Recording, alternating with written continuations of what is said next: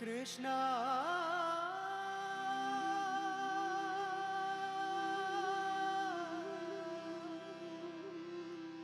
Krishna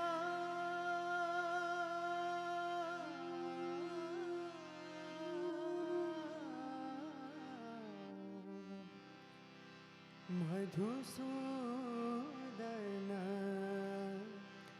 Ghanshyam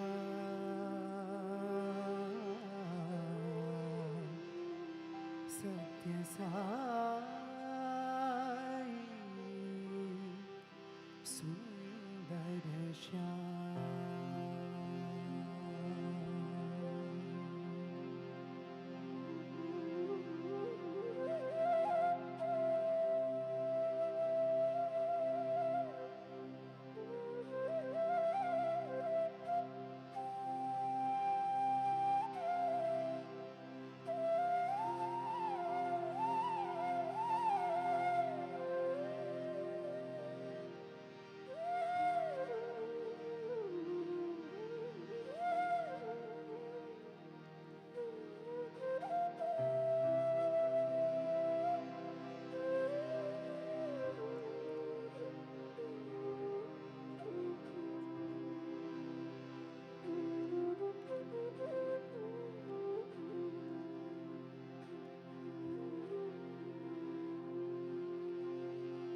Anupama Sundara Nanda Kishora Anupama Sundara Nanda Kishora Anupama Sundara Nanda Kishora Anupama Sundara Nanda Kishora Vrindavana Ghanshyam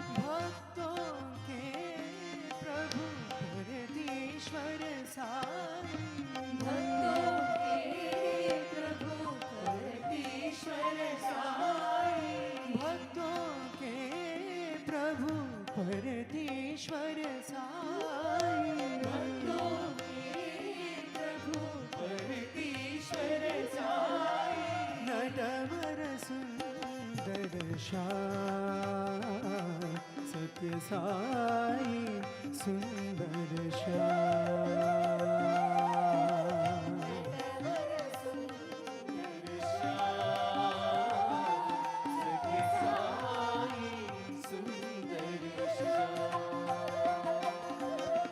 Natwar सुंदर श्याम सत्य साई सुंदर श्याम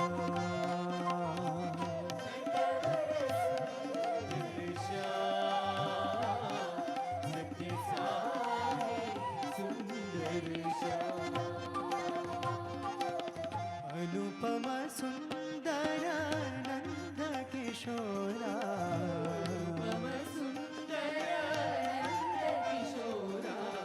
वृंदावन घनश्याम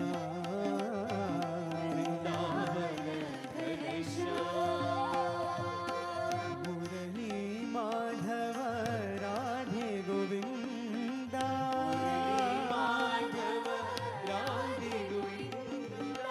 मधुसूदन घनश्याम सत्य साई सुंदर श्याम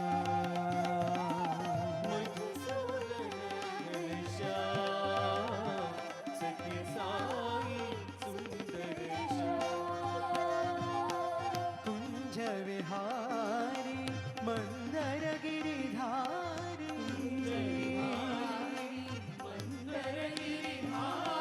कमल नयन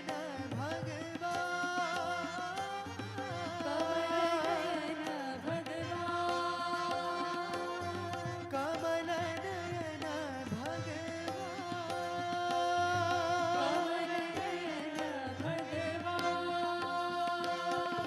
भक्तों के प्रभु परमेश्वर साई नटवर सुंदर श्याम सत्य साई सुंदर श्याम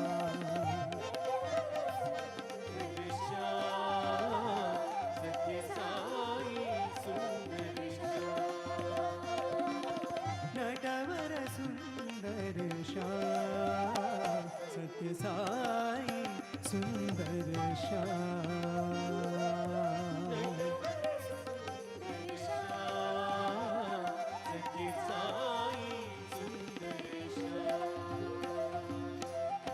अनुपम सुंदर नंद किशोरा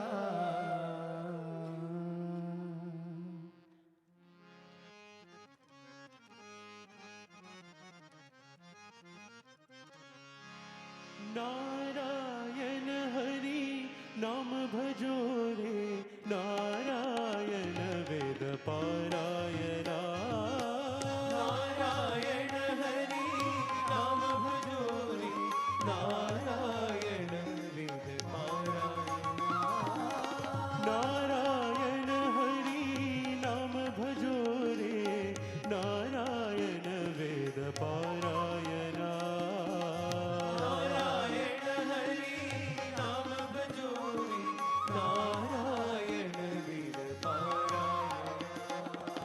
करुणा भरना भव भय हरना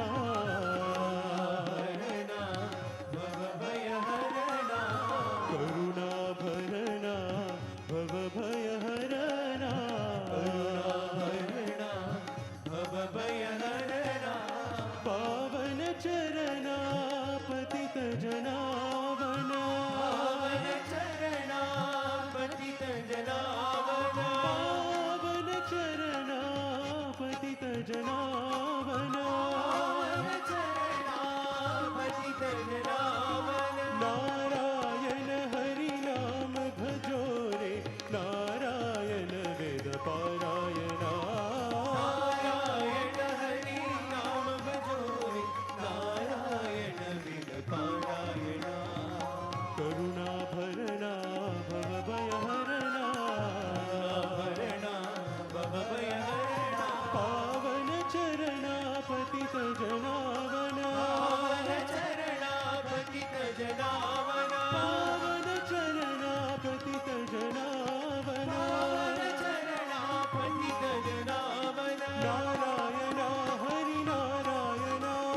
Narayana Hari Narayana, Narayana Hari Narayana, Narayana Hari Narayana, Narayana Hari Narayana, Narayana Hari Narayana, Narayana Hari Narayana, Narayana Hari Narayana, Narayana Hari Narayana, Narayana Hari Narayana, Narayana Hari Narayana, Narayana Hari Narayana, Narayana Hari Narayana, Narayana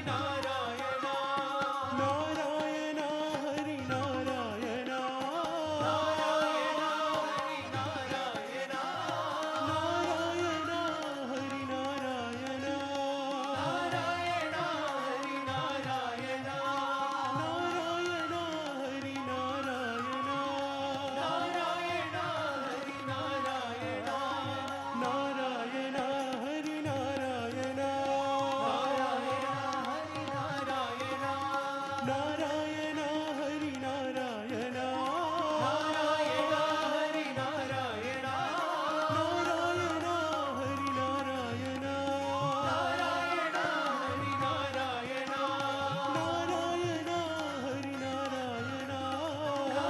Narayana Hari Narayana, Narayana Hari Naam bhajo re, Narayana Ved Parayana.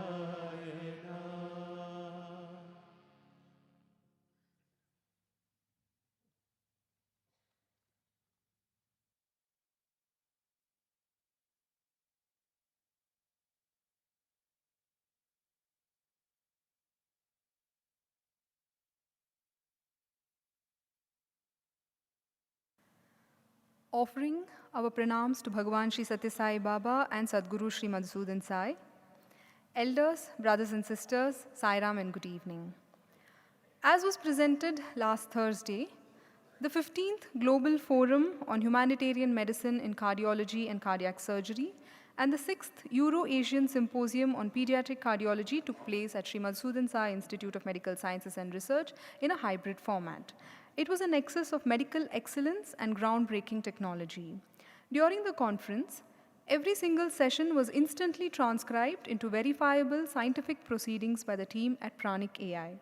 This feat set a new benchmark globally, representing the first ever AI transcription to scientific publishing performed live during a medical conference attended by the maximum number of doctors participating in a Euro-Asian hybrid event. This democratization of knowledge ensured that every finding and every surgical technique that was shared during the conference was instantly captured and accessible to the whole world. We have a short video that showcases the magnitude and scope of the conference. Can we have the video, please? Thank you, everyone. This is a recap of our meeting of the 15th Global Forum on Humanitarian Medicine and Cardiology and Cardiac Surgery, and the 6th Euro-Asian Symposium of Pediatric Cardiology and Cardiac Surgery.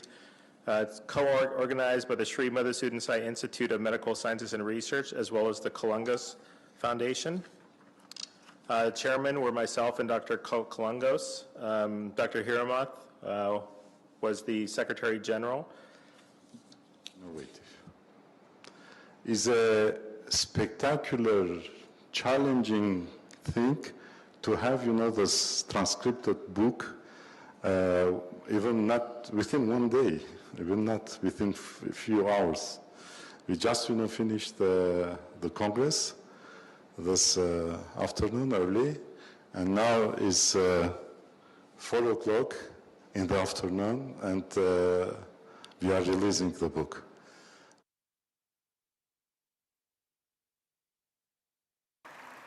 This rare feat has made history by recording the maximum Euro-Asian hybrid participation for real-time AI transcription of scientific proceedings in cardiovascular surgeries. We invite on stage Mr. Narvijay Yadav, the official adjudicator representing the Asia Book of Records and the India Book of Records, to pronounce and validate the new record set.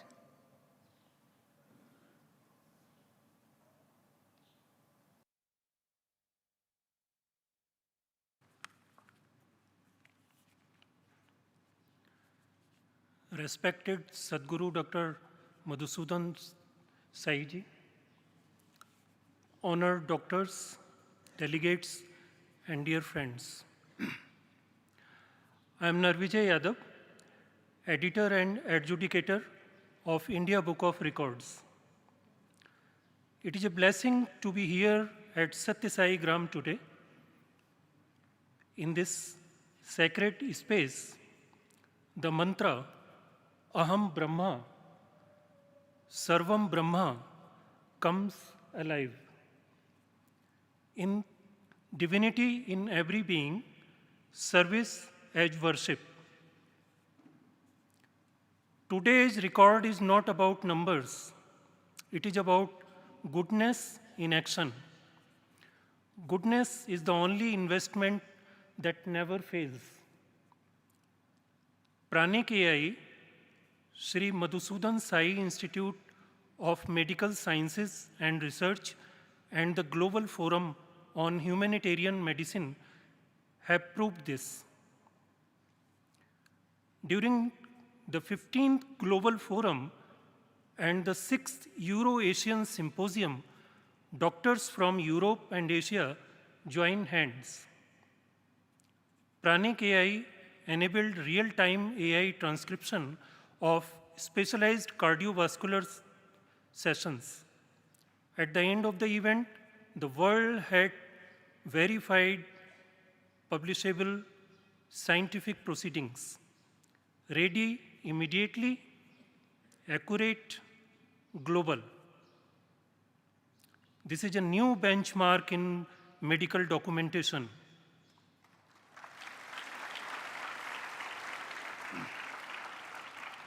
It shows how technology can serve humanity, how AI can support a doctor's compassion. On behalf of India Book of Records and Asia Book of Records, I am happy to confirm this achievement as an official record.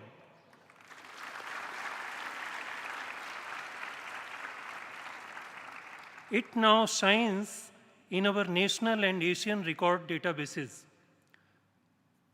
I must tell you, there are more than 40,000 records in our database. Gratitude to Sadguru Sri Dr. Madhusudan Sai ji for your vision. Gratitude to every doctor, every volunteer, every partner. Sadguru Sri Dr. Madhusudan Sai ji had shown the world that nutrition, education, and healthcare are not privileges. They are universal human rights. His vision of one world, one family is not an idea. It is a living movement that uplifts the most vulnerable with dignity and love. Fortunately, I visited Puttaparthi also in February this year. The place is very graceful, and this place I found more graceful, grand, unbelievable. Now I wish to present Sadguru the medals and the record certificates.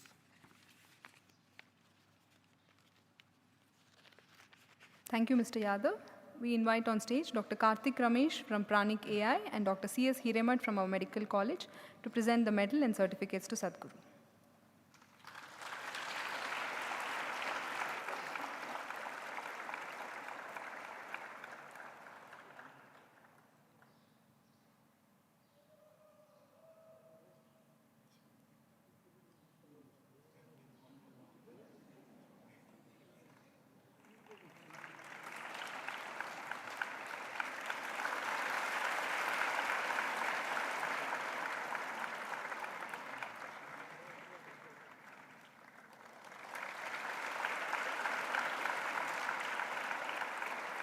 The proceedings of the conference have been compiled into a scientific journal.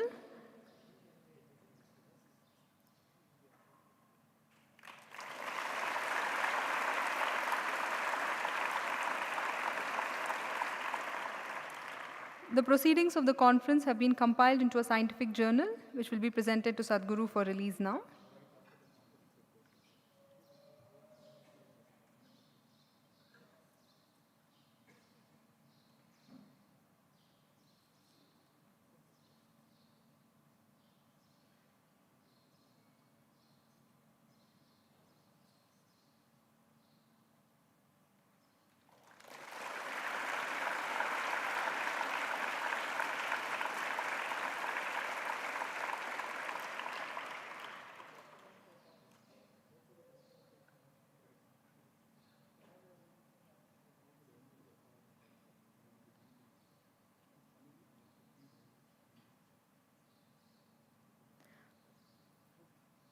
We are also pleased to announce the launch of a new book titled A Cardiothoracic Ready Reckoner. We request the authors, Dr. Karthik Ramesh and Dr. Hiremat, to present the book to Sadguru.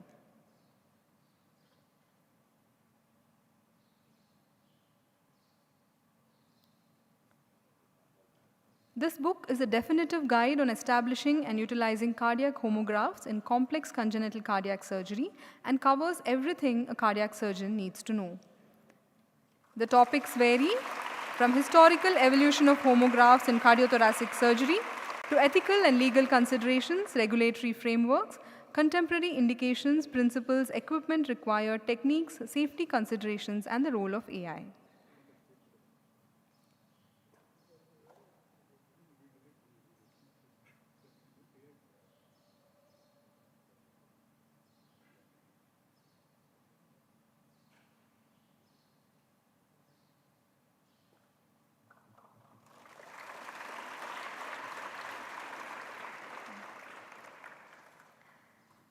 From the scientific segment, we now move into the social and spiritual segment of this evening's program.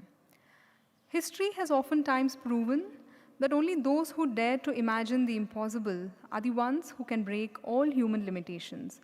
However, this is not an everyday happenstance, for only once in a century or a millennium do such beings appear on the face of the earth, whose very lives find a higher purpose, changing the course of history itself. And today, we are gathered to commemorate the 99th birth anniversary of one such individual, Sri Madiyala Narayana Bhat, revered founder of Sri Satya Sai Lok Seva group of institutions. Born into an aristocratic family in Dakshina Kannada district of Karnataka, Sri Narayana Bhat grew into an idealistic youth with the missionary zeal for God and his country. At a time when India was grappling with post-colonial challenges, he realized that empowering youth with the right kind of education was the sole answer and the way forward.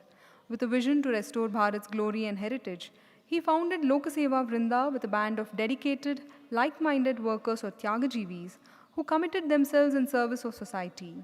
A tryst with destiny brought him to Bhagwan Baba, and the rest, as they say, is history. This confluence of the missionary, the master, and the mission that began to unfold then is now blossoming in an unprecedented manner with ever-expanding chapters in education, global healthcare, nutrition, socio-care, and beyond, from Lokaseva Vrinda to the One World, One Family mission, which is today being led by Sadguru Sri Madhusudan Sai. And on this auspicious occasion, we offer our deep gratitude and homage to that missionary whose vision has brought meaning and fruition to all our lives. On this occasion, we are delighted to announce the launch of a very special book titled Divine Vision of a Mighty Mission, authored by Dr. B.N. Narsamurthy ji. We request Prem Sai, Praveen TC, and Varun BM to present the book to Sadguru for release.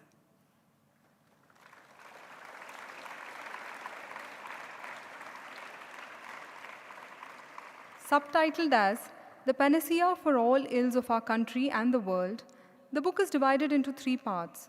The first part covers the life and vision of Narayana Bhat.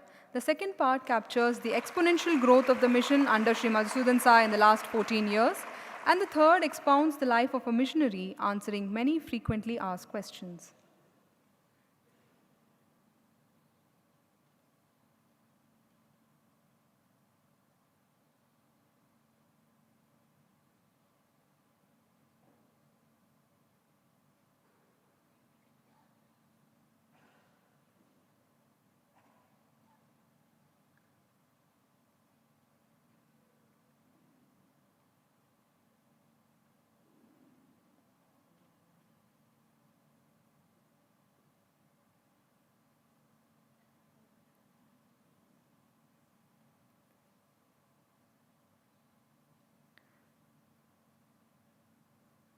We now invite Sri M.S. Satyanarayana, a senior Tyagajivi, to share his thoughts with us. He had the rare opportunity to live and learn from Sri Madiyala Narayana Bhat in close quarters.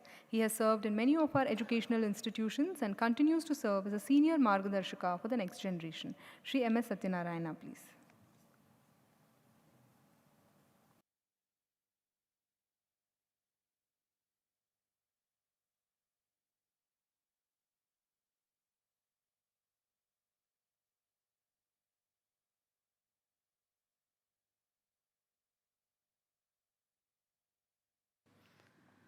My humble pranams at the lotus feet of my sweet Lord Bhagwan Sri Sathya Sai Baba, and my loving salutations at the lotus feet of Sadguru Madhusudan Sai, Reverend Murthy Anna, all elders and brothers and sisters. With deepest reverence, I bow before Sadguru for granting me this blessed chance to speak on the sacred occasion of 99th birthday of Reverend Anna, who was my guide, my mentor, and also my guru.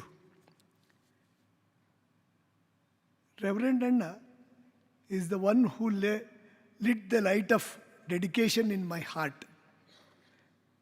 Walking by his side as his personal assistant was not just a duty, it was indeed a divine blessing for me. Though every moment he guided me, strengthened me, and poured courage and confidence into my life. He opened my eyes to the presence of God and placed me firmly on the spiritual path. My heart fills with gratitude when I think of Reverend Anna's affection, his unwavering support, Bhagwan Baba's boundless love and care, and now the compassion and guidance of Sadguru. I recall Reverend Anna's dream, his sacred vision of creating a mighty missionary organization for the welfare of humanity. The divine idea flowed through every word he spoke, every line he wrote, and every action he undertook. He knew it was a task of very Herculean task, yet he believed fully that divine would bless this project. He lived with a firm faith that one day a worthy, dedicated, and enthusiastic leader would appear to carry out this mission. I need not tell who he is. He is none other than Sadguru Madhusudan Sai. For this noble purpose, he established Sri Sathya Sai University for Human Excellence. This is a lighthouse for all the spiritual seekers. Today, under the leadership of Sadguru, Anna's vision is taking shape in 100-fold throughout the globe. Would like to narrate one or two cherished memories from my life. One day, I was just reading a drama at Prem Kutir in Alike with a louder voice because I like dramas and all. It was a Balidana by name, which was penned by Reverend Anna. So suddenly Anna came, it stopped immediately. I thought that what he is going to tell like this and all. He didn't tell anything at all. After 3 days, he called me. He told that you are reading the drama very well. You go to the PUC section, there is an empty class now. Go and read it. I was shocked because first time I have to enter the PUC class. Is it possible? He encouraged me. Don't look towards the students. Instead of that, engage yourself in reading. You will be succeeding. So the whole period went on like this and everybody, they liked it. So that was the way he was encouraging us. One more very important incident which I would like to just quote here. There was a school day function near Bantwal, and there a lot of crowd was there. The people, they announced after some program and all, now Madiyala Narayana Bhat is going to speak. And that till luckily or unluckily, I don't know, I was just sitting by the side of Reverend Anna on the stage. After they announced that Madiyala Narayana Bhat is going to speak, Anna told me in my ears, you speak now. I was shocked because that was the first time I'm facing such an audience and all. Is it possible and all? He told that it is possible for you because you know how to tell the stories. So just to tell stories, it is possible for you. So immediately I got up and I just raised my hand like this. Are you going to hear stories? The children who were there in many, they told yes, yes, yes, yes. You want long stories or short stories? They told long stories. So I just narrated 2 stories. And afterwards, and I told, yes, I want to speak now, you sit down. So that was the thing actually. So why I am telling this particular 2 incidents means how he was giving courage and confidence in us. Though it was first time I told that in the public way, it was not difficult for me. I thought that that strength was there or not in me. Like this, Murthy Anna he selected and sent at the age of 21 to Mudenelli. How it is? Because a perfect leader is always like that. He chooses the people. He says that this person has got ability like this and all. I'm not just telling about Reverend Anna. The same style is our Sadguru also. So I would like to give 1 or 2 examples. One day in the backside, when I was just waiting for the Sadguru, he just got down from the car. And he suddenly looked at me. What, sir? How are you? I was shocked. What is this? Swami is telling, what, sir? Like this. Something is going to come now. I was ready for that. He told that, are you ready to go to Hampi? Swami, wherever you send me, I am ready. Good. Good boy. He told that, good boy. So, after about 1 or 2 months, I thought that someday he may going to tell and all. Instead of that, Murthy Anna has conveyed to me, Sadguru has told that you have to go to Gadag campus first. There the building construction and all has to take place. You must be there till it is established there. So I went there and the students, they came there and after they settled, I came. So still this Hampi campus yet to start. Before that there was a Dasara program here. And in that Dasara program, Swami was telling that these are the people going to different campuses like this. Girish is going to some campus, B. Satyanarayana is going to some campus, Hari is going to... And he told that another Satyanarayana he's already taking care of Hampi. He will go to Koppal campus also and he will take the same thing.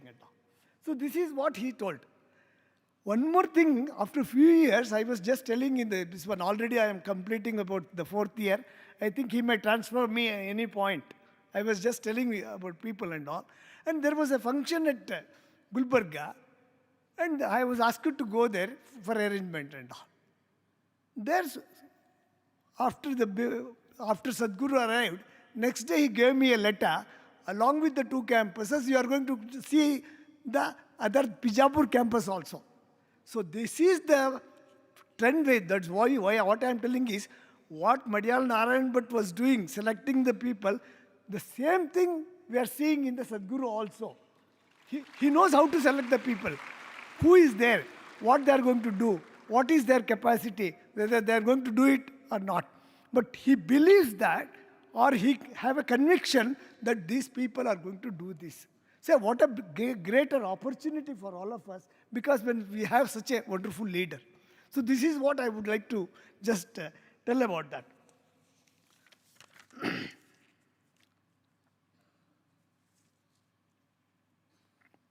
Now what is happening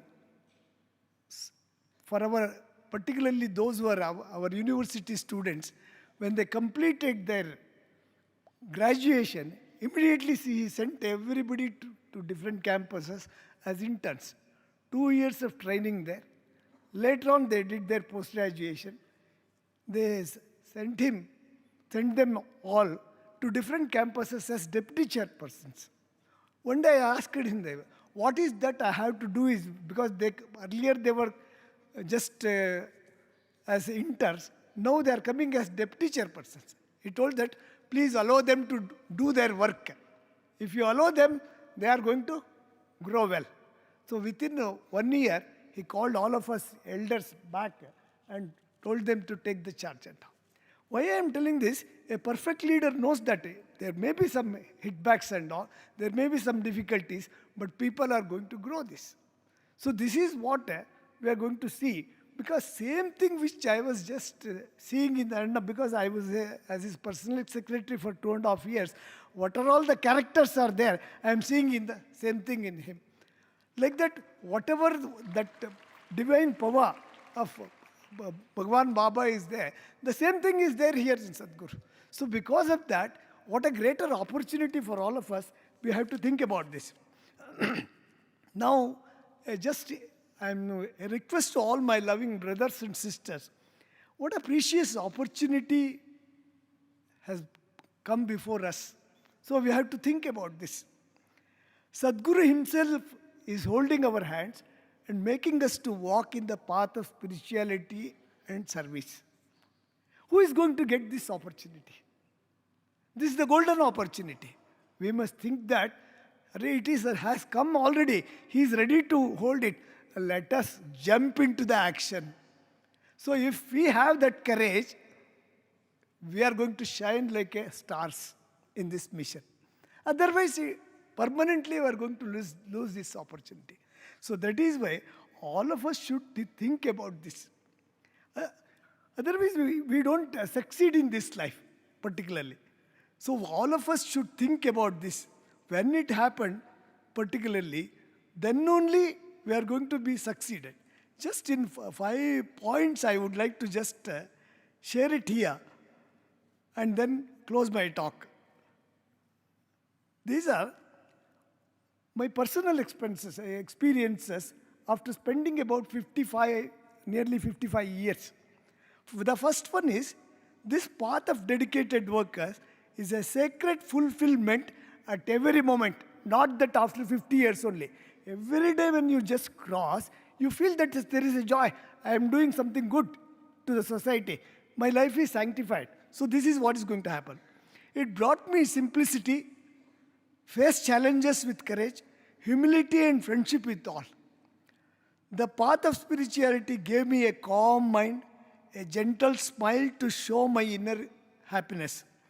It became possible to embrace the broader family of society and gave solace to many. More than all, the clear vision to walk towards self-realization. This is what is going to happen when we take up this task of dedicated work. If we decide, yes, God is there, I am going to take this decision and I'll jump, I am going to do this. So if that conviction, if it comes in our brothers and sisters, I think we need not worry at all. Because otherwise, what is going to happen if we don't have courage and conviction? It is not possible. Sadguru can't tell everything, do this, do this, do this. It is not possible. So now it is our duty to see that what an opportunity is there. This is the golden opportunity. I should not miss this. I have to do this task. There is a lot of things which I have to learn, lot of things which I have to contribute to the society, and also my fulfillment of life. And also I bring a great joy to our whole family. With this conviction, if you do it, it is possible for all of us. So, on the sacred 99th birthday of Reverend Anna, once again with all my love, I offer my deepest pranams to Reverend Anna and place every word of this offering at the lotus feet of Sadguru. Sai Ram.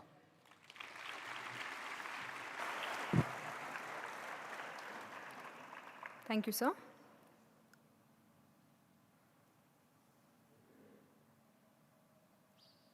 On this sacred occasion, we take this opportunity to extend our gratitude to all the Tyagajivis who over decades have offered their lives in service of the divine. Sadguru will present to them a marble statue of Bhagwan Shri Satya Sai Baba, a miniature copy of the one installed in the centenary block. We will begin with Shri B. N. Narsimurti ji.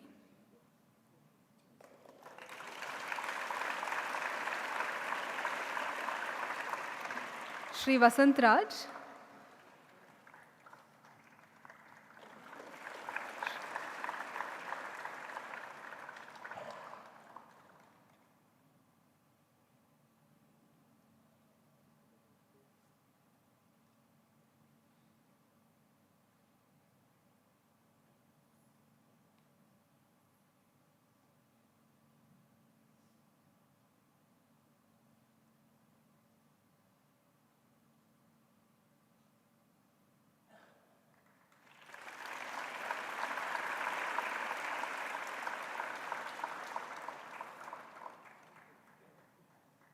Shri Venkateshwarlu,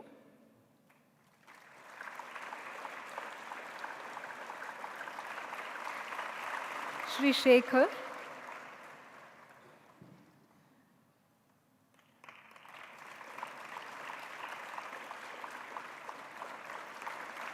Shri J.G. Sridhar,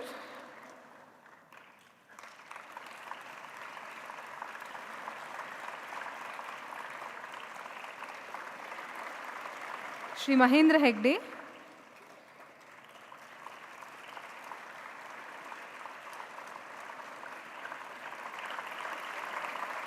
Shri Vasudevan,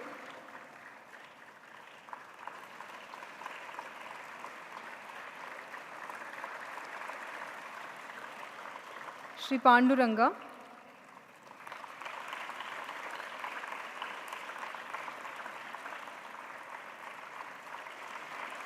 Shri Jairam Shetty,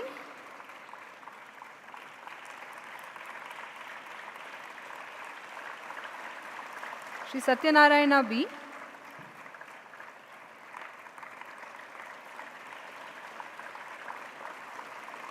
Shri M.S. Shettigar,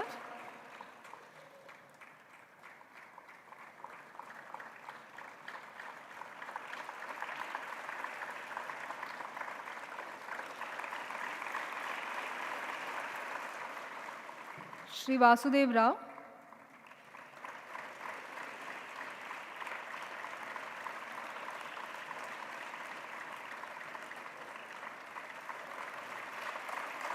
Shri Keshav Rao,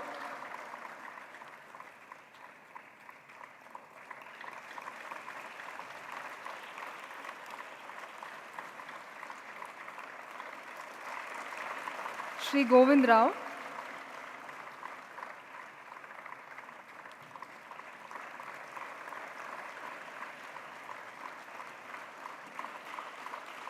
Dr. Rajaram,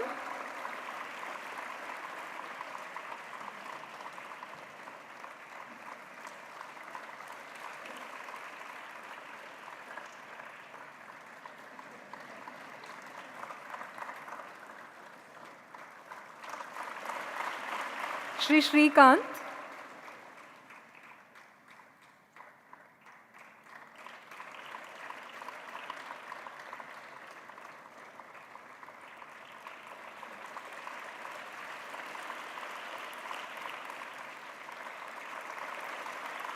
Shri Ramurthy,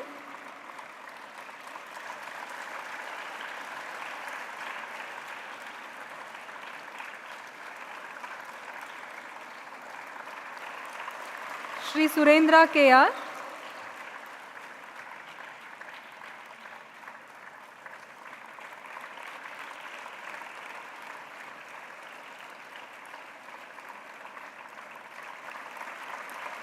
Shri Govind Reddy,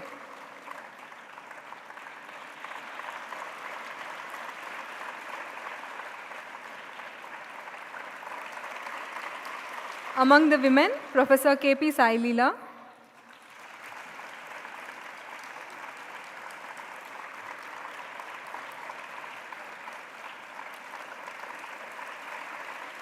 Dr. Vinodini Mahishi,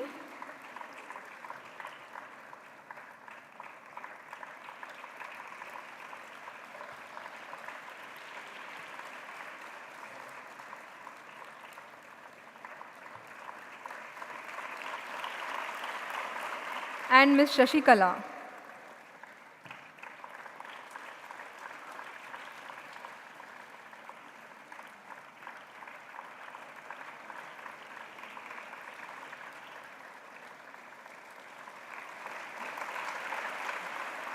We invite everyone back on stage for a group photograph.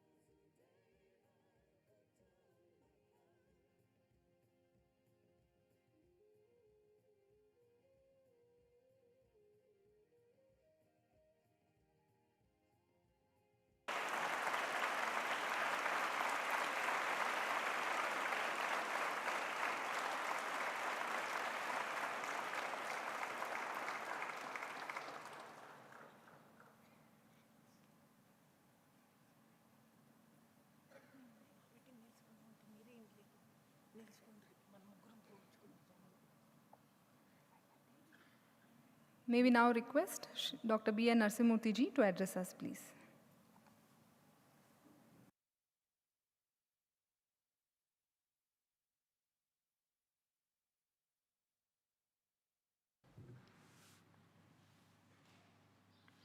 Dearest Sadguru, brothers and sisters, and dear students, whoever is left here, boys and girls. During the course of his talk, Satyanarayana made a statement that the same trait is there in both Narayana Bhat and Sadguru. The simple reason is both are one and the same.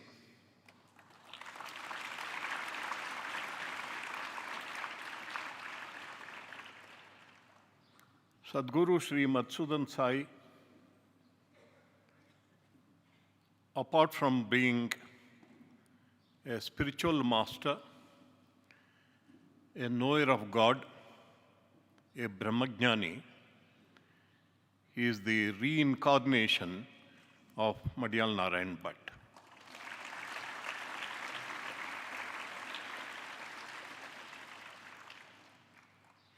It is not just a metaphor, it's a statement of a fact. How do I know that? I know it intrinsically, inherently, I know that. And many of you would remember on one occasion when Sadguru, then Sri Madhusudan ji, was a student of the Vrindavan campus of the university started by Bhagwan Sri Sathya Sai Baba. When he met me for the first time, of course, informally, he had met me a few days before when he got admitted to the hostel. I only admitted him into the hostel. 3 days later, I took the first class on spirituality and morality for the new students who were 120 in number. 120 boys in a gallery classroom. I still remember very vividly, there were 15 rows of desks. He was sitting in the 6th desk. I still remember. And as soon as I entered the class, I wanted to assess who is courageous enough to defy the so-called peer pressure. I asked a simple question. Can any of you come up to the stage? All of them were new boys, and many of them had come from Prashantinilayam, having passed 12th class in that school in Puttaparth. Can any of you come up here and sing a bhajan? I had asked the same question to many batches of students. Not anybody had come up.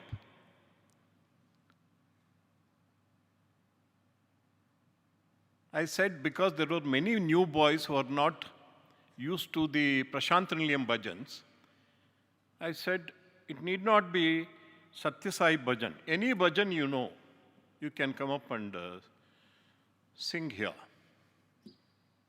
Sadguru was the only one who got up in the classroom.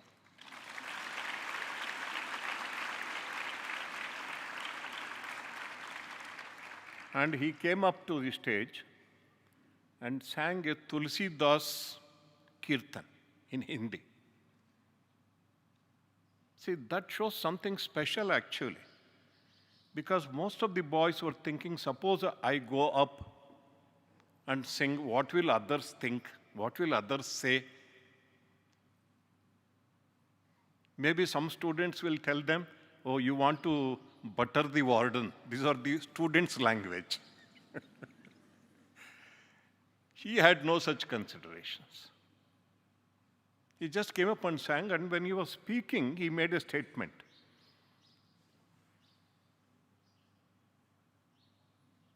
Many people say warden is very strict, very difficult person to deal with. But I feel very friendly with him, he said. And he had to face music for a few days, or I think few months. Why did he feel friendly with me? Because he was Madiyala Narayana Bhat. I was Narsimurti. I continued to be Narsimurti. He knew intrinsically there is some relationship with us, and that relationship continued. And finally, on 4th of August 2011, Baba was here in the subtle form, utilizing Sadguru as the communicator. The mission really started on 4th of August.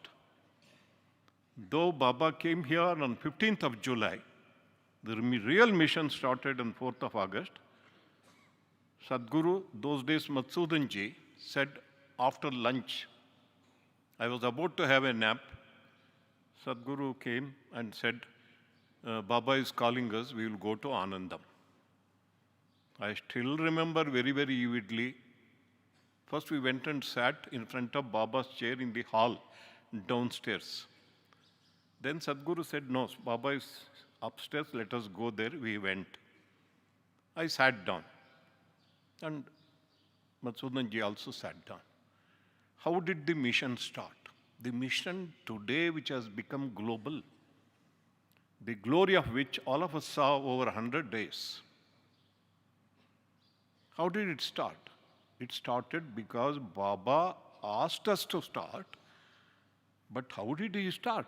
The first sentence he asked me on that day was, Narsimurti, how many educational campuses did Narayana Bhat want to establish in Karnataka? The mission at Muddenahalli, started by Bhagavan Sri Satya Sai Baba, started with Madiyala Narayana Bhat. He asked how many campuses. I immediately broke down because I was 66 years old at that point of time. I met Narayana Bhat when I was 19 years and he was 38. When I was 27 or 28, Narayana Bhat had given me a responsibility before he passed away, because he knew that he would pass away. He had written a letter in which he mentioned, I'm not going to live long. But I'm not worried because you are all there. You are the ones who are going to take the mission forward. And he had told me, I had not shared this with anyone except a few of our senior Tyagajivis. You are responsible for starting these 10 campuses in Karnataka. I had, till 66, I had not done it. And I had no hope of doing it after Baba had left the body. When he asked that question, naturally I broke down. I still remember Baba said, that is what Baba was telling anybody who broke down in his presence. Even previously, many of our senior people would know that. He said, Edavaddu, no, don't cry, don't cry. We are not going to establish 10 campuses. We are going to establish not 10, not 20, but 30 campuses, one in each district of Karnataka, he said. That is how the mission started. A few days later, Baba told me in the presence of Sadguru that Madhusudan ji is none other than reincarnation of Madiyala Narayana Bhat. Baba told me.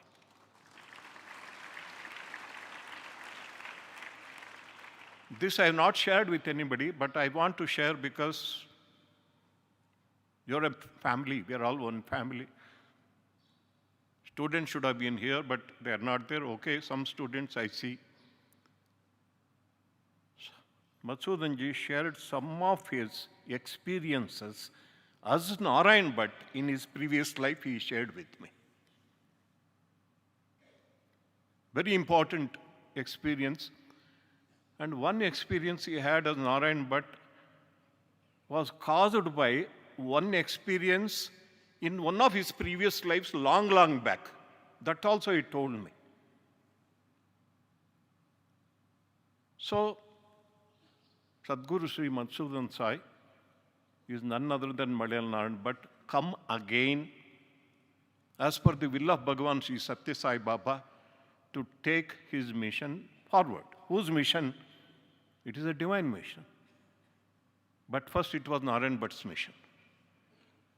Then Baba told him, it is my mission. After shedding his body at the age of 49 years in a car accident, just 49, he had completed 49, we just celebrated the 50th birthday, and within a few weeks, he made physical exit from this world. And here, all of us who came to the stage and many more who did not come to the stage, two of them because of age and infirmity they could not come, Sanjeev Shetty and Ramanand, I should remember them. All of us owe a debt of gratitude to Sadguru Sri Madhusudan Sai. What is that debt? Narayana Bhat in 1960 when he established the organization, you could have named it anything. You could have named it Bharata Seva Sangha, means an organization dedicated to the service of India. But he named it Loka Seva Vrunda, an organization dedicated to the service of whole of humanity, whole of the world. But most of us, the senior Tyagajivis, we always felt before Sadguru came to Muddenhalli in 2011 that all of us have failed Narayana Bhat.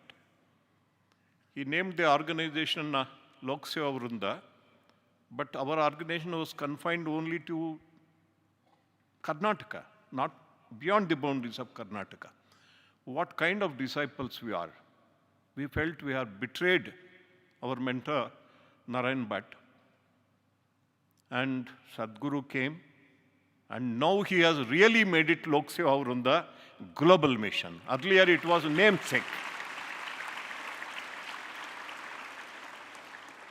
Earlier it was namesake. We just called it Lok Seva Vrunda, confined ourselves to Alki and Muddenhalli and doing nothing about it. That is why Narayana Bhat came back again, because he knew our inability, our inadequacies, that we will not be able to take it to the world. And therefore, on behalf of all the Tyagajivis, senior Tyagajivis, I offer our gratitude, very sincere gratitude at the lotus feet of Sadguru Sri Madhusudan Sai for having fulfilled what we had promised Narayana Bhat. We could not do. Personally, I owe a debt of gratitude to Sadguru because a few months before Narayana Bhat passed away, he called me specially. This I have not written anywhere, I have not shared. He told me, I don't think I am going to live long, but I entrust you a mission, a job, which is important for the continuation of our mission. You have to establish a center for training missionaries, full-time dedicated missionaries. You have to start. It is your responsibility. I thought, after he passed away, I was in Muddenhalli. Baba came here and took me to Puttaparthi, then sent me to Vrindavan. All the time, it is my daily prayer even till today. I prayed to Baba when I was in Puttaparthi, when I was in Whitefield. Baba, this task Narayana Bhat has entrusted me, only you can help me fulfill that. But it so happened that Baba left the world, left the body and left the world, and I had not fulfilled my word to Narayana Bhat, my mentor. So I was really broken-hearted with broken dreams and a broken soul. I came back to Mudianahalli as Baba had told me during his last visit to Mudianahalli on 14th of February 2009. He had told me on the stage, in this book, that photograph also is there, when he told me somebody capture Baba telling me, I am kneeling in front of Baba, you have to come back to Mudianahalli for an important task, which I didn't understand at that point of time. Now I understand what it is. Now the whole world knows what it is. And then I waited till Baba passed away. Within a month after Baba passed away, I came back to Mudianahalli, very, very in great depression and despair that Baba, who should have fulfilled the tasks that was entrusted to me by Anna, he left the world and I had no hope, absolutely no hope. And I would have died a broken-hearted person with great disillusionment and disappointment in my life. But for Sadguru coming to Mudianahalli and fulfilling that dream also in establishing Sri Sathya Sai University for Human Excellence, which is nothing but a training center for dedicated missionaries, boys and girls. And therefore, Swami, very, very sincerely, from the depths of my heart, I offer my gratitude to you and a few words about the mission. Because this mission needs the support not only of boys and girls who are going to join it, but every one of you. Elders, brothers and sisters, friends, everybody should support this mission. This mission, Narayana Bhat conceived of it when he was only 17 years old, 17 years old. Can you believe it? He has written in a letter, all those letters I've included in the book. How did he arrive at this idea? Okay, what is this missionary organization? He wrote a book on this theme. He wanted, if you want to solve the problems of Bharat, India, and the problems of the world, first, the problems of Bharat, you have to start from the villages. For that to happen, I want 1 million youth, young men and young women, dedicate their life and join this mission and serve in the villages and everywhere, later on take the message to the whole world. How did he get this idea? He looked at the Ramakrishna Mission, which was founded by Swami Vivekananda with the same intention. It was, his original intention was, see, he was the first to say it is a crime to teach spirituality and religion on empty stomachs, 2 empty stomachs. When people are starving for lack of food, they are shivering in the cold for lack of clothing, they don't have a shelter, their children don't have education, they and their children have nowhere to go for health care. You go and teach them religion, it is a crime. First, give them food, give them education, give them health care, give them a shelter, then teach them religion. For that purpose, he established the Ramakrishna Mission. He wanted the sannyasis, the sadhus, the missionaries of the Ramakrishna Mission should go to every corner of the country and the world to alleviate the material suffering of people first, and then tell them about spirituality and religion. But it has not happened till day, because 128 years have passed after the establishment of that mission, because when you take to sannyasa, I mean put on ochre robes, you have a lot of restrictions. You can't go and mix with people in society so freely. Therefore, Narayana Bhat thought, at the age of 17, he thought, this is not the way. Then he studied his intermediate and BSc degree in a Christian missionary college, St. Aloysius College, Mangalore. And he was actually aghast. Christians are such a minority in India, but the best of the schools, colleges, and hospitals are all run by Christians. Not one, two, hundreds. Go to any corner of the country. You ask in any town which is the best school, they say St. Martha School, St. Annes School, St. Joseph School, St. Joseph College. You go to any place and ask which is the best hospital, they will say Baptist Hospital. He was really aghast. And he found out that the secret was the Christian missionaries who had no such restrictions. They also dedicated, Roman Catholic priests and nuns dedicated their whole life without getting into marriage. They dedicated their whole life for service of the people. So he got an idea from there. Our missionaries should be like that, not sannyasins, because in India, people have a tendency only to just do padnamskar to sannyasins, listen to their discourses and keep them away. Don't follow them. But Christian missionaries mix freely with the lowliest of the low, poorest of the poor. If you think of Mother Teresa, what she did, every girl in India should be inspired by that. Such wonderful service they did.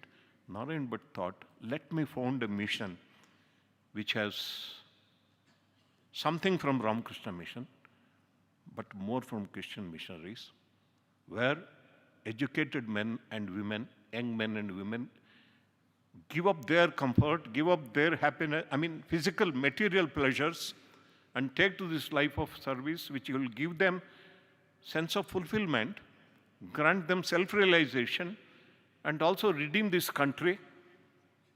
See, that is why he founded this mission. So the book, Divine Vision of a Mighty Vision, is about this missionary organization. It was the vision of which was inspired by Bhagavan Sri Satya Sai Baba in Madiyala Narayana Bhat, which was nurtured by Bhagavan Sri Satya Sai Baba in the interval between Narayana Bhat's passing away and Sadguru coming back to Muddenahalli. Baba nurtured it, but he didn't do it himself, because Ramakrishna Mission was not founded by Ramakrishna Paramahamsa, the great master. It was founded by Swami Vivekananda, his disciple. Bhagavan Sri Satya Sai Baba did not found this mission because no avatar ever founded a mission. It was left to the disciples to do it. Jesus did not found any mission. When he was crucified, there was nothing. His disciples ran away, except for 3 bold ladies and 1 disciple. But how did it happen? Disciples have to do it. Therefore, Sadguru Madhusudan Sai is the Vivekananda of Bhagavan Sri Satya Sai Baba. And that is why he has founded it. Sadguru Madhusudan Sai is the Saint Peter of Jesus Christ. That is why he has founded this mission. Now I have got complete belief, faith, trust, and a sense of fulfillment. This mission is going to succeed. It will attract thousands and thousands of young men and women, especially our students who dedicate their lives. It is my appeal that all of you should support. It is my appeal to the parents of all of our students that you should support your children when they take up such a noble decision in their lives. In Christian community, they celebrate. One day, one of my friends from Chikbalapur, a Christian, came to me with an invitation. I saw his daughter's name on the cover, envelope. I said, "It is your daughter's marriage?" He said, "No, my daughter is becoming a nun and I am celebrating it," he said. This is not there in Hindu society. Unfortunately, we talk so much about sacrifice, renunciation. We revere our scriptures. We go to hundreds of temples, but we have forgotten the basic tenet of Hinduism, Tyage Naike Amrutatva Manusha. Only by sacrifice you attain immortality, not with money, not with progeny, not with any other achievement, it says, but we are not following it. So the parents of our students have a sacred story, sacred task, responsibility. We have to restart this glorious tradition of India. When your son or daughter tells you that I'm not going to get married, I'm going to dedicate my life to the mission of Sadguru Sri, it is not Sadguru Sri Madhusudan Sai's mission, it is not Bhagavan Sri Sathya Sai Baba's mission, it's a divine mission. Divine is in your very heart, therefore is your mission. The parents will have to support and celebrate. And everyone else, householders, those who are married, leading a family life, very, very important. They are the support of all the three other ashramas. They are the support of brahmacharyas, they are the support of the grihasthas, they are the support of manaprasthas and sannyasas. They have a great role to play. Being grihasthas, every one of you, being a householder, a family man, you have this sacred job, sacred task. You bless every boy and girl, whether from India or from outside India, who takes to this path, bless them. Just bless them, even if it is not your son and daughter. Support it, and support it in whatever way you can do it. And that is what has been written in this book. And I'm very, very grateful to Sadguru that he asked me to write this book. I never had any idea to write this book. One day he called me in Anandam, he said, you have to write this book. And he gave me the details, what should be the first part, what should be the second part, what should be the third part. It has got 3 parts. And I feel a great sense of fulfillment after having written this book. I have written many books. I have written even biography of Sathya Sai Baba. It gave me some sense of fulfillment, but this has given me complete sense of fulfillment. With gratitude, I bow down at the feet of Sadguru and conclude and pray for his benedictory discourse on this wonderful occasion. Thank you very much. Sai Ram to you.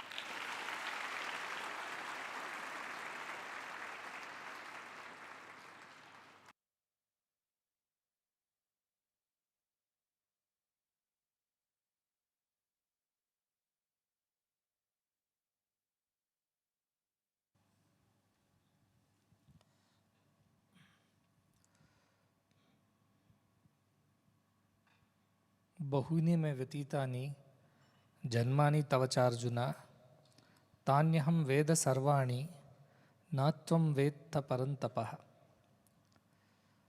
There are many, many lifetimes that we have spent together, O Arjuna. I know all of them, but you know not, O the scorcher of enemies. That is the story of every life which has been spent with the divine in some way or the other. And we keep appearing and reappearing on the scene in different costumes, with different roles and different dialogues. But the great Sutradhari, the director of the drama, is one and the same, the divine. So none of us are here for the first time or the last time. We are here because we were there, and we are here because we will be there, as long as the divine director commands us to perform our roles. And that is the beauty of this entire cosmic drama. That every soul which is divine puts on the garb of a jiva with the mind and emotions and the intellect and the personality and performs its role. The roles may be classified as good, bad, ugly, but for the director it is just a role that is being performed. And so we keep coming back again and again onto this world stage, doing our part. Every time we are beckoned, we are commanded, we are given a task, we fulfill it. And as long as we are aware of it, this is what we learnt in Ashtavakra Gita. As long as we are aware of it, there is no attachment. There are no emotions. There is no burden. It is an effortless existence in the service of the divine. So, when the divine chooses to pick some and make them a hero, or choose others and make them the assisting actors, it is the divine choice. Nobody does it by his own will or choice. And so it is up to the divine whom he chooses for what reason and for what purpose. He knows best. So remember that we are all actors in this great cosmic play. As long as we stick to the script, and do what the director wants, there is harmony and beauty in the drama. The moment we deviate from our roles and forget what we are born to do, that's where all the confusion begins. That is why it is important to do your swadharma. I keep repeating. You're born to do something. That's your real goal. That is your real purpose. That's your real role. Do not deviate from that under the pressure of others. Stick to your dharma. Stick to the script. Do your part and do it diligently. Do it with all your sincerity and effort to please the director.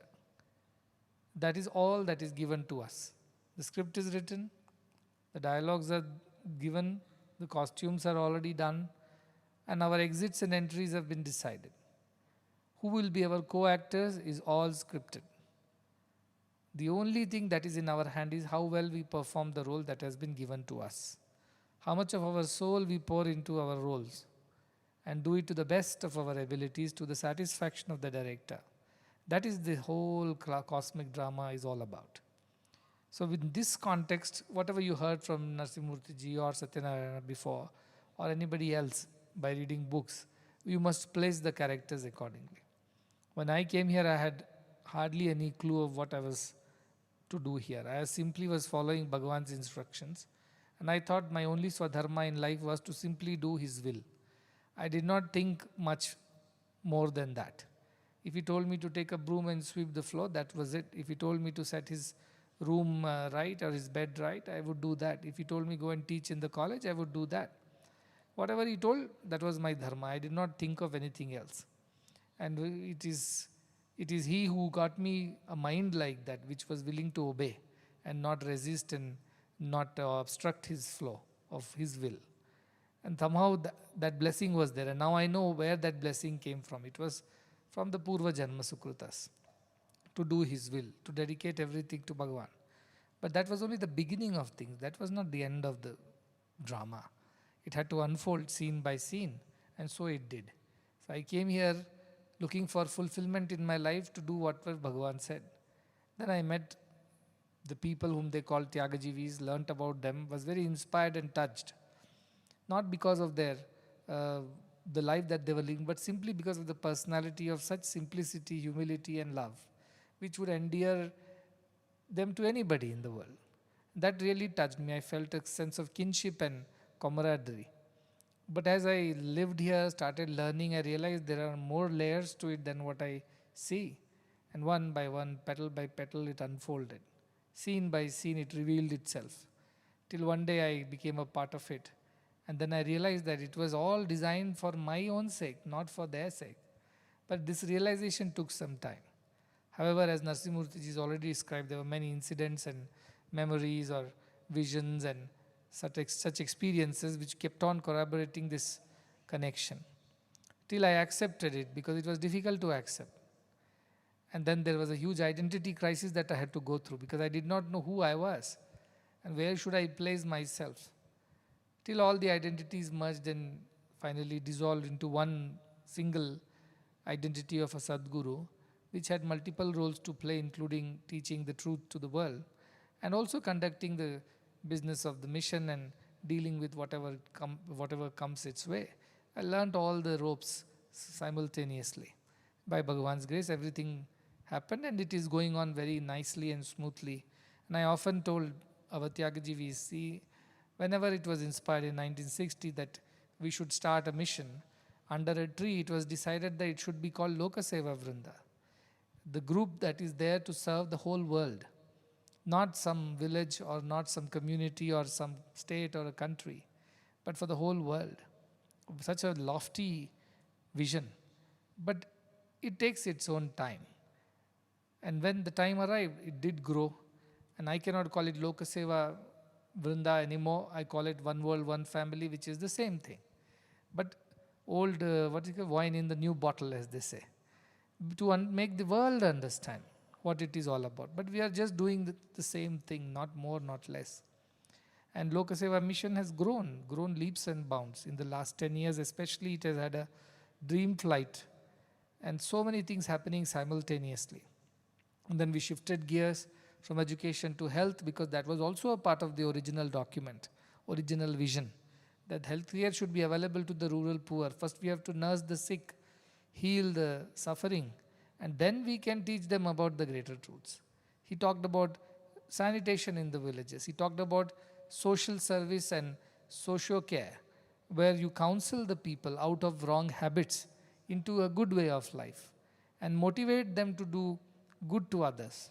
He had many, many plans. As I said, he had learned from many missions and put it all together in one consolidated visionary mission of this.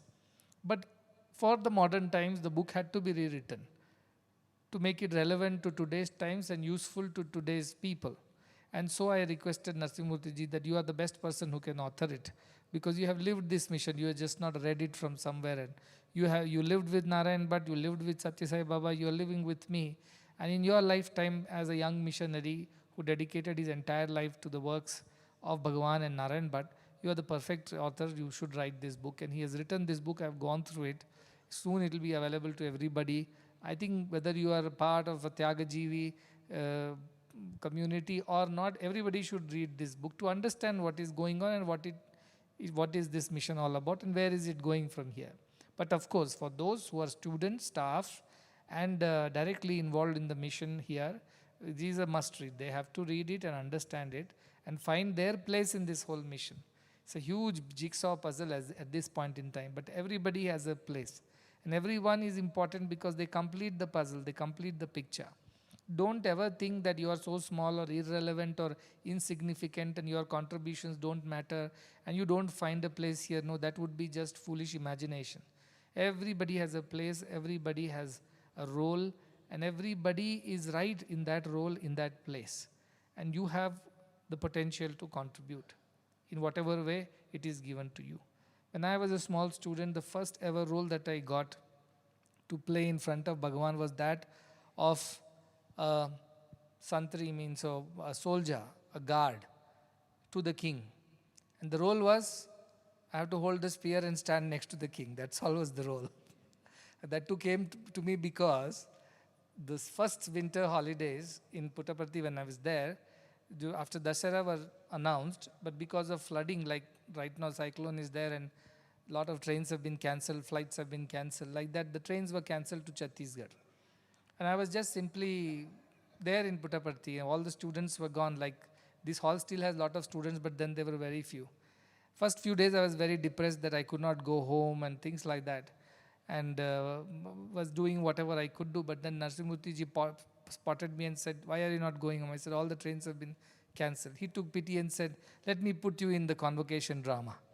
And then he called all the leftover students then, and few of us got into the drama and asked what would be my role. He said that we will figure this out. He sent me to the director of the drama. Poor boy, give him some role. He's depressed because he couldn't go home. And they, with great effort, gave me a role of a soldier standing with a spear next to the king. Who is the king? Ravana. So I was a Ravana's soldier. That was even worse. If I was Rama's soldier, at least some fulfillment. And what I was supposed to do, drag Vibhishana out of the court and put him in the jail. What a horrible job to do. But then I was okay, saying something is better than nothing. So you know, when the time arrives, Vibhishana argues with Ravana that what he was doing was wrong and that he should desist from doing this and surrender to Rama and return Mother Sita to Rama. That was Vibhishana's plea. But then Ravana gets enraged and gets up and says, soldiers, throw him into the prison and things like that. Then I have to promptly jump into action, drag this Vibhishana along with a friend of mine, the soldier on the other side, and Vibhishana will cry and plead for mercy, but then I have to drag him and take him out of the stage. That's all was the role given to me. I don't think anybody even recognized that I was that soldier. The only thing that I got from that role was when we were standing behind the Purna Chandra stage in our costumes before we had to start the drama. Bhagavan came, he would generally have a quick peek at whatever the roles and people were standing. He looked at me and said, bulletproof jacket, huh? He said. With the jacket that I was wearing, he asked me, is it bulletproof? That was the only little conversation, and that sent me to the, seventh heavens, because Bhagavan talked to me. He asked me whether you are wearing a bulletproof jacket. That's good enough fulfillment for the holidays that were cancelled. And I was very happy. So what I'm saying is that any role can be anything. It could be just the soldier standing by Ravana. But if that is divinely ordained, be happy that you have contributed in your way. Some children wrote to me, how do we motivate ourselves? If we make you as the role model, you are already a Sadguru. Is there a potential, is there a possibility for all of us to be a Sadguru? Is that the only way we can contribute? I said, no. I was not the hero of the drama, the convocation drama. I was given the role of, after all, a soldier standing by that to an evil king Ravana, and I was made to do evil things, of dragging a good man like Vibhishana out of the court. But that was a part of the drama that he sat and saw and enjoyed, and I was a part of the story. My fulfillment is that. I was not Rama in the drama of that time, but I was a part of it. That is my fulfillment. That is my contribution. I did my role well, I thought. That's good enough for me. And Bhagavan enjoyed it. The director was happy. Everybody was happy. They went home. And we forgot about it afterwards. So everybody cannot be the hero in the drama. Yet everybody has a role to play in this cosmic drama of God, based on what we have done in the past and what we are going to do in the future and what we are going to do here. Do not compare your roles with others. He is the head of the institution, he is the hero of the drama. No. Maybe, yeah, in a very worldly parallels, like the convocation drama in which there was a hero and there was a villain too. And there were people like me who had very insignificant roles to play. But we all had roles to play. That's good enough. The greatest fulfillment is I'm a part of this mission in some way or the other. I may not be the hero. I may not be the villain too. I may be some insignificant small character. But I'm on the stage and I have a role to play. Good enough. That's a great fulfillment. I think everybody should pat their backs that this is what has happened. At least this happened to me. I'm not billions out there. That's good enough. And we should be thankful for that role. So don't compare. You don't have to become an avatar or a Sadguru or a hero of the drama. You can be anybody, anywhere, as long as you find fulfillment in being a part of this cosmic play. That is this mission. As long as you find yourself to be a part of this mission, you're very fortunate. You're very fortunate. You must know that. Then there are those who have dedicated everything to this mission. Obviously, those are close to the heart of the director, any day. And Tyagajivis were very, very close to Bhagavan's heart. You read the books of the past also. He has written a beautiful book called Divya Kripashraya. And that was my really solace for my soul when I was working in Bangalore. It was a hectic job. You go at 6:37 out, get ready, travel all the way, and then come back when? Come back late in the evening, changing 2-3 buses in the morning and 2-3 in the evening. Not easy, from whichever way you think. But every day you would come and go. And the only way that I could keep my mind peaceful was keep this Divya Kripashraya book next to my bed. My bed was not some bed, it was actually a bedroll, because the room was shared with 3 more people. And one had night shift because he used to work for a BPO, so that way we will share the room. They were all my classmates or juniors. So I would just roll my bed out, and the book was always inside my bed under my pillow. And so whenever I open the bed and go to sleep, I will pull out that book from under the pillow and read a few pages. And used to give me a lot of peace. And I could never explain why. I should have received more peace from maybe reading Satyam Sivam Sundaram or some other book on Bhagavan. But this book gave me particularly a lot of peace. And I came here and I told Narasimhamurthy, I used to always keep his Divya Kripashraya book under my pillow and always read it again and again repeatedly, and used to give me a lot of peace after a hectic day of work at the bank. And I could never explain why. But now I know why, because it was our own story. And you always love your own story. You always love looking at ourselves in the mirror. We always love looking at what we said and did. So these were the stories from that time. So I always enjoyed it. But then Divine had its own plan, and all this thing happened, and suddenly you saw all the pieces of the puzzle falling into place. And now we know this picture is complete and where it is going from here.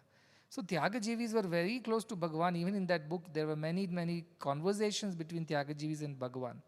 And he had written about how dear they are. And he came and said, I'm taking over this Lokaseva mission, not because of the buildings and the properties that are there, which was created by Narayana Bhat and his team, but I'm simply taking this over for the sake of the Tyagajivis. It was very clear. I had not taken it for any other sake. So Tyaga Jivana, because he himself was a Tyagajivi, was not Bhagwan a Tyagajivi. He himself lived a life of absolute detachment and service to humanity and no encumbrances, family encumbrances. He himself had got a document readied in 1964, I believe, which was also vetted by Sri Indulal Shahji as the only sole witness. And the document, that affidavit clearly says, I don't belong to any family, nobody is my family, and all the things that I am doing for this mission, whatever words I do not know, but the meaning was that whatever I am doing, it belongs to my devotees. And everything that is given by devotees out of love for me and for the work that I do, it always belongs to the devotee, and nobody can ever claim any rights over the properties or whatever has been created in this mission, nor I would lay any claim to my family and my family properties or any inheritance. I have completely separated myself from that. So he was a Tyagajivi who separated himself from all the family connections and encumbrances and gave up entire life for the service of humanity. Therefore, he could understand the heart of Tyagajivis and appreciate the same sacrifice being made by Narayana Bhat and his band of Tyagajivis. So they were all very close, birds of the same feather, as they say.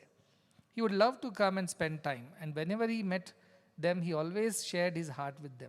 He guided them on Tyagajivana and what does it take to be a Tyagajivi, the challenges and obstacles in this path, especially of the spiritual nature, and how to deal with them, how to overcome them. He guided them, counseled them, encouraged them, but he never took up the mission in his hand, truly. He just told them to sustain it, manage it, put committees in places and to handle it. Till 2011. The first time I came here and met Narasimhamurthy, I said, I have these experiences and I hope you can believe these, because it was very strange for me to explain this to my own warden from the previous college and who lived with Bhagwan for so long, and I am going to tell him that, you know what, Bhagwan did not choose to come you and give you directions, he chose me to give you directions to be. It is very difficult to say this to somebody like him, but then I had to just follow blindly and I did what was necessary, and it came to this mission and this far it has come, and now we know all the interconnections. But Tyagajivis were very dear to Bhagwan's heart. Anybody who lived a life for the sake of society, they were always dear to Bhagwan. And somebody who gave up everything for the sake of society was the dearmost. And to them he assured that I will look after your welfare. Ananyas chintayanto mam ye jana paryupasate tesham nityabhiyuktanam yogakshemam vahamyaham. Krishna says, those who only think of me, work for me consistently, uninterruptedly, for them I am the only refuge. I will look after their everything. So anybody can be a Tyagajivi from that point of view, but these people who outright gave up the world for the sake of God, they were always dear to him because he felt they were my responsibility, because they have nobody else to look after them. So I am the only sole refuge and I have to look after their welfare. And he did in such a wonderful way. All the Tyagajivis live comfortably, happily, everything is looked after for them. Why? Yogakshemam Bhahamam Vyaham was the promise made by Bhagavan. So they are looked after. And anybody who gives up everything for the sake of God will become God's responsibility. And you know God will look after us much better than what we can do for ourselves or what anybody in this world can do for us. Definitely God will do better than that for us. May not be in the worldly way, but in the spiritual way, of course, yes. Even in worldly we are comfortable.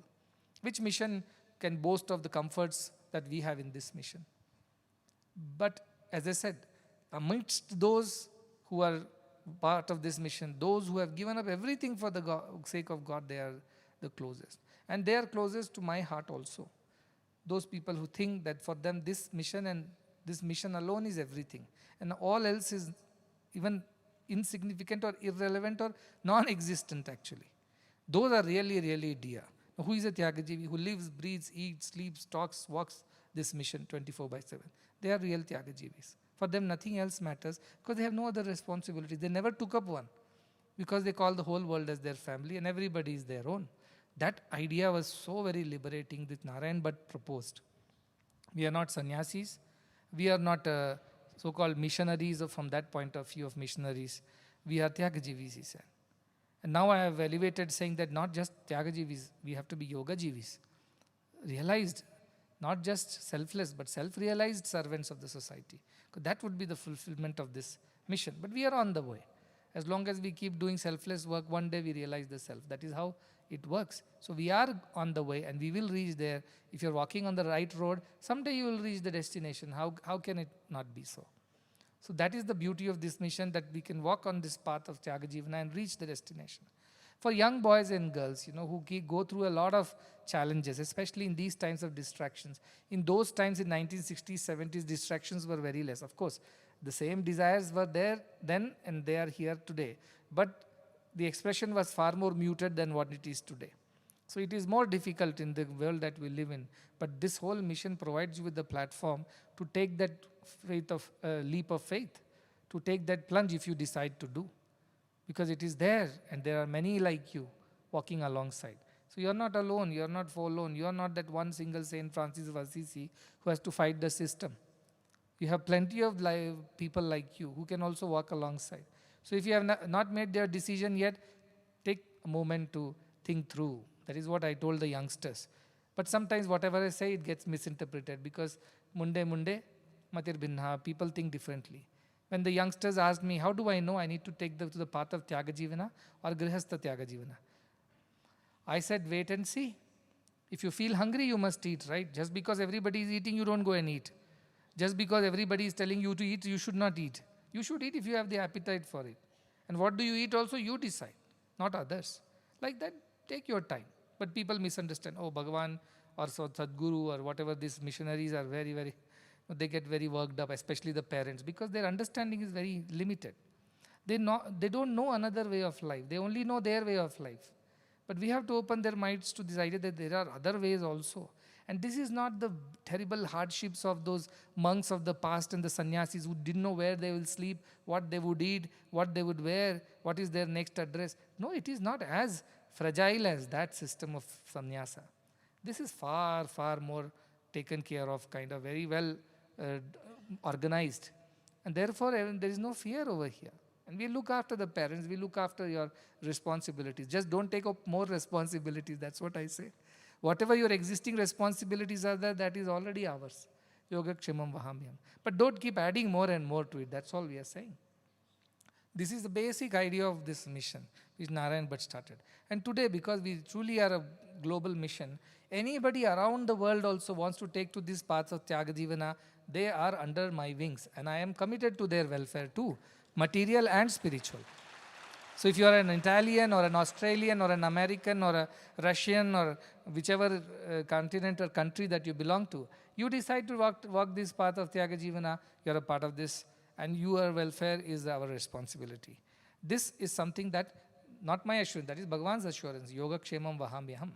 I cannot take the responsibility of the whole world, but I know God can. So I am just talking on behalf of God, representing God in saying, if you take to the path of sacrifice and giving up everything for the sake of God, like the Saint Francis of Assisi there, or like Swami Vivekananda here, or like Madiyala Narayana, but in our recent times, you become the responsibility of God and your welfare becomes God's responsibility.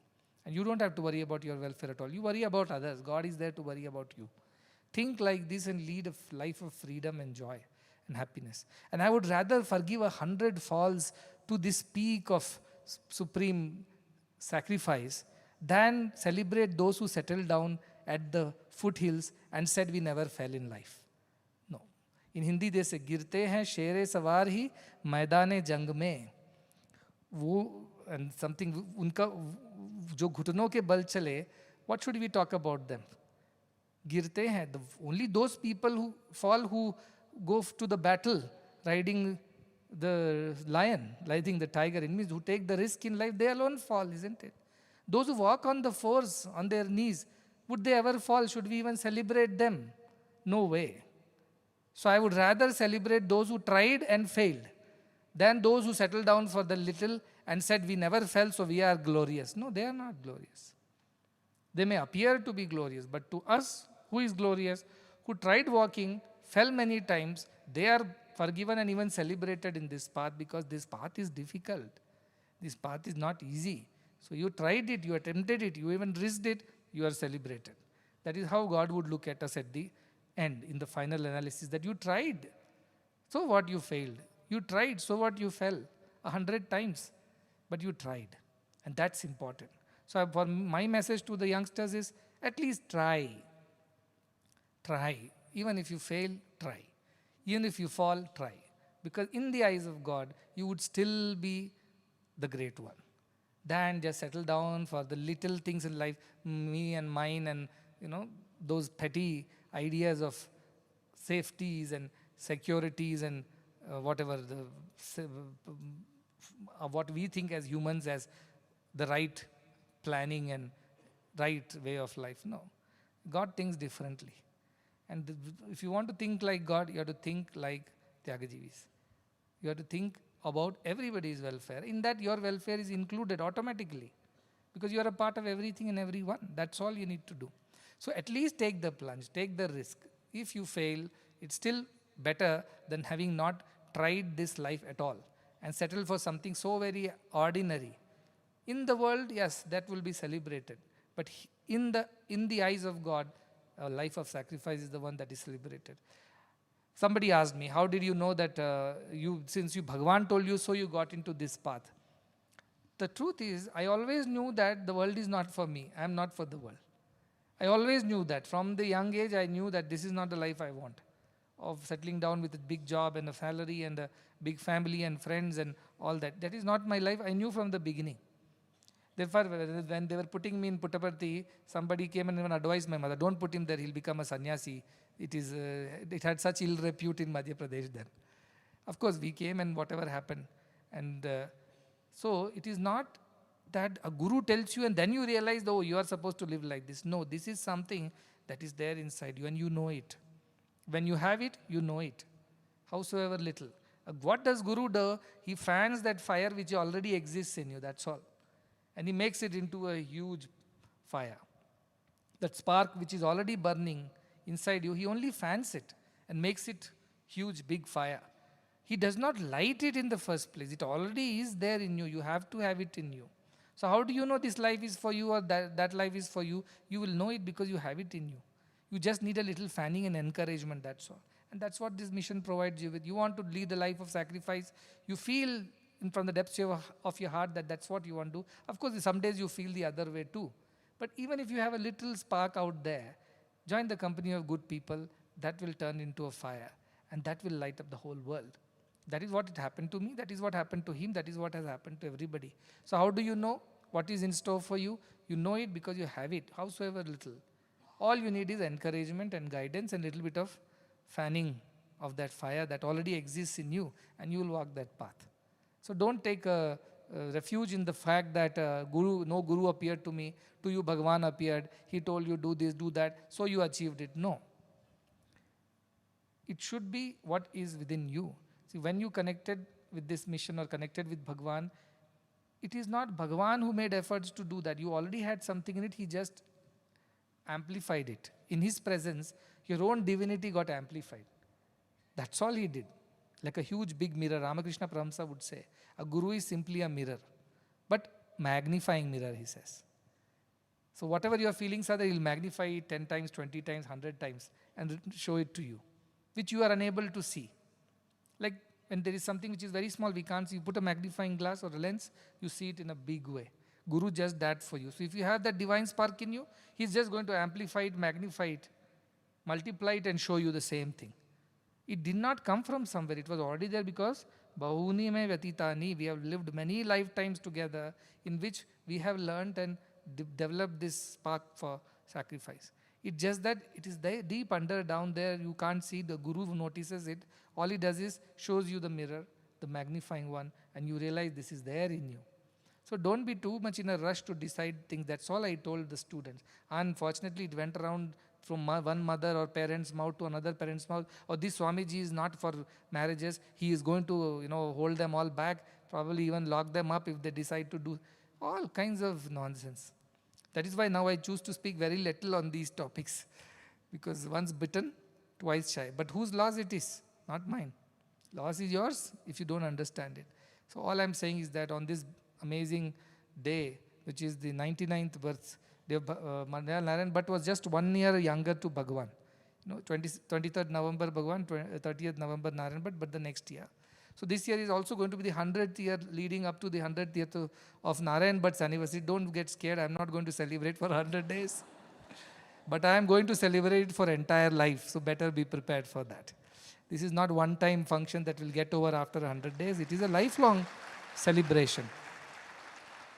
And so, everybody should take a leaf out of his life. He had multiple opportunities, born to a rich family with a silver spoon, had multiple opportunities to become anything that he wanted, a doctor, engineer.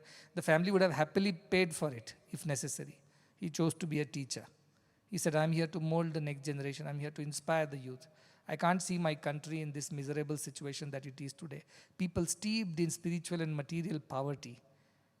I do not want to see a country like this. I would rather dedicate my life to uplift my fellow beings, teach them what is right, than lead a happy, comfortable life. And that is what he did all his life. And because he had in him, Bhagavan just fanned that fire, and it grew into this mission. Because I had in me, so Bhagavan just encouraged that and grew it into this mission. In fact, one day I asked Bhagavan, whose mission is this? Narayan Bhatt's mission? Your mission? He said, neither Narayan Bhatt's nor my, it is your mission, he said. And till you feel it that way, you will not give your 100% to it. Till you feel you are working for some Satya Sai Baba, for some Narayan Bhatt, you will not feel the 100%. You will have to think it is your mission. In fact, one day when walking in the ground in the evening, I was having a mental conversation with Bhagavan saying, where have I landed? What am I doing here? Then I told, this is not my Janma Bhumi. I was not born here. You were born in Puttaparthi. You decided to uplift Puttaparthi. That was your obligation to your motherland, your Janma Bhumi. Narayan Bhatt was born in Karnataka. His job was to raise the people of Karnataka. Fine, he did his job. I was not born here. What am I doing here? He said, look, Mudanalli is neither the Janma Bhumi of mine, that is Satya Sai Baba, nor it is the Janma Bhumi of Madiyala Narayan Bhatt, nor it is your Janma Bhumi, but it is our Karma Bhumi. All three of us should work here because it is our Karma Bhumi. And that is how you define the role, saying this is your Karma Bhumi too, just as it is mine, Narayan Bhatt's. Probably the only person whose Janma Bhumi and Karma Bhumi it is Narasimha Murthy, because he was born in Chikbalapura. Neither I nor Bhagavan nor Narayan Bhatt. But Karma Bhumi is greater than Janma Bhumi any day. What you do with your life is more important than where you were born. And that is what we are here to do, Loka Seva, and continue this mission. This year we are also going to open a campus in Madiyala, which is the original village where he was born, and that would be a university campus. A small one, but it would start by his 100th birthday. So we'll work through this year to start that campus, to give education to people in his village, because there is no university in his village. So that would be established. And we have already done the Bhumi Puja. The plans are underway. That will happen by the next birthday. So I want everybody to get inspired, and please read the book. It's important because it gives you a lot of understanding. More importantly, contemplate. Contemplate on this idea. And don't get scared. Oh, this is a tough path. It's not for me. As I said, rather fall 100 times. You will be blessed more than not walking on this path and saying, I'm safe. And I never fell in my life. No. Nobody can claim that they have not fallen. Everybody has fallen. But everybody has risen from that fall and walked further. Nobody can claim that I am perfect from the day one. Nobody. Everybody who has come to this earth is prone to frailties and failures. But the courage that one needs on this path is to rise again and again and again and never give up. Keep walking. So don't curse yourself too much and don't think of yourselves in a small way. You are that divine, you are that God that you are seeking. And of course, because of other circumstances, things will not always be easy. But then when did we say that this path is easy? It was always tough, but the glory is for those who at least have tried walking on this path. So try and walk and reach. Uttishtata, Jagruta, Prapya, Varannibodhata. Arise, awake, stop not till you reach the goal. Even if you have several falls, rise every time and continue walking. That is the message of Madiyala Narayan Bhatt. That is the message of this mission.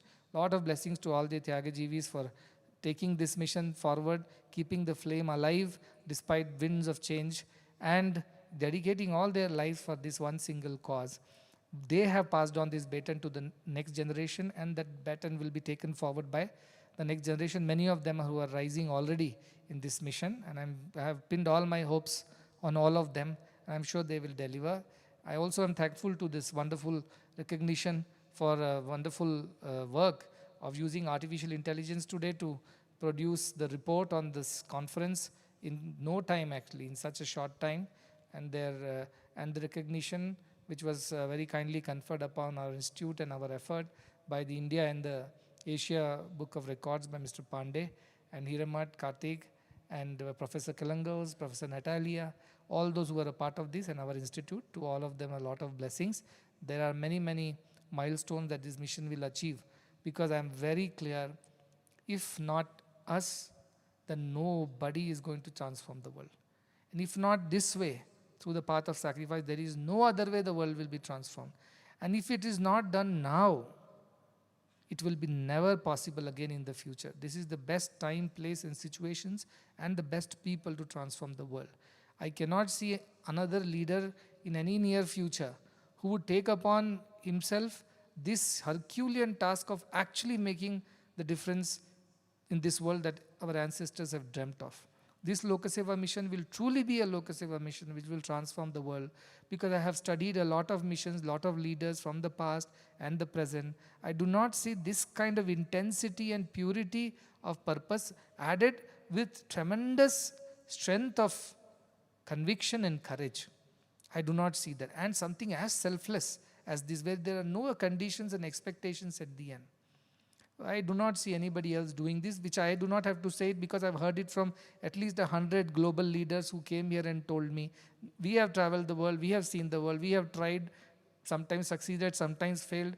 We know all the people in the world who are trying this. Nobody is doing the way you people are doing, because you are very selfless and very convinced. And you people are extremely courageous, which others do not have. Not to compare, but just to know where we stand. And therefore, I truly believe this is the only mission which can transform the world. And so it is given to us, all of us. We might not have chosen this mission, but we are fortunate that this mission has chosen us. And we must find that fulfillment in contributing whatsoever way, because we are at least a guard, a soldier on the stage with a spear and a small role to do for our master. And that's our fulfillment. With these words of blessings, I conclude.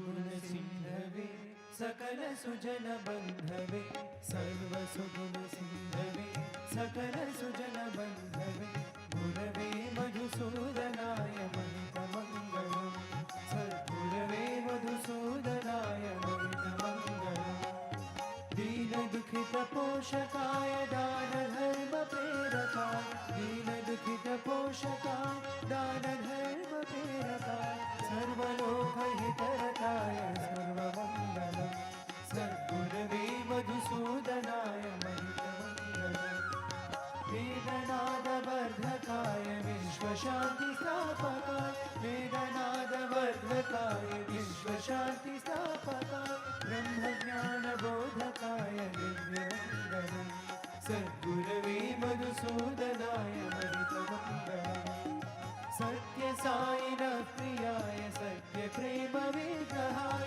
सत्यसायिनः प्रियाय सत्यप्रेमविग्रहाय नित्यशुद्धनिर्मलाय नित्यमङ्गलम् सद्गुरवे मधुसूदनाय नित्यमङ्गलम् सद्गुरवे मधुसूदनाय महितमङ्गलम् ॐ जय जगदीश हरे स्वामी सत्यसाई हरे भक्तजना संरक्षक भक्तजना संरक्षक पतिमहेश्वर ॐ जय जगदीश हरे शशिवदना श्रीकया सर्वा प्राणपते स्वामी सर्वा प्राणपते आश्रितकल्पलतिका आश्रितकल्पलतिका आपद्बान्धवा ॐ जय जगदीश हरे माता पिता गुरुदैवं मरियं स्वामी मरियन्तयु नीरे नाद ब्रह्म जगन्नाथा नाद ब्रह्म जगन्नाथा नागेन्द्राश्रय ॐ जय जगदीश हरे ओंकार रूप ओजस्वियो साई महादेवा सद्गुरु साई महादेवा मंगल हारति अंदुको मंगल हारति अंदुको वंदर गिरिधारी ओम जय जगदीश हरे नारायण नारायण ओम सत्य नारायण नारायण नारायण नारायण नारायण ओम सत्य नारायण नारायण ओम सत्य नारायण नारायण ओम जय सद्गुरुदेवा नारायण नारायण ओम सत्य नारायण नारायण नारायण नारायण नारायण ओम सत्य नारायण नारायण ओम सत्य नारायण नारायण ओम जय सद्गुरुदेवा नारायण नारायण ओम सत्य नारायण नारायण नारायण ओम नारायण नारायण ओम सत्य नारायण नारायण ओम सत्य नारायण नारायण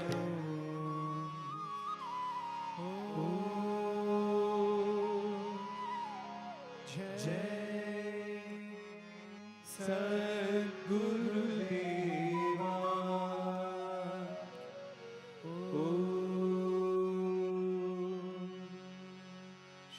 शांति शांति शांति समस्त लोका सुखिनो भवन्तु समस्त लोका सुखिनो भवन्तु समस्त लोका सुखिनो भवन्तु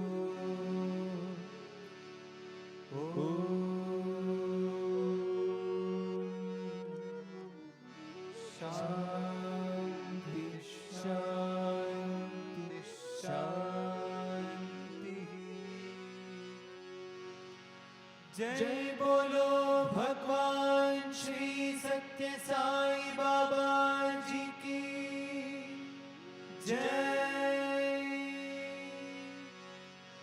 जय बोलो सद्गुरु श्री मधुसूदन साई जी की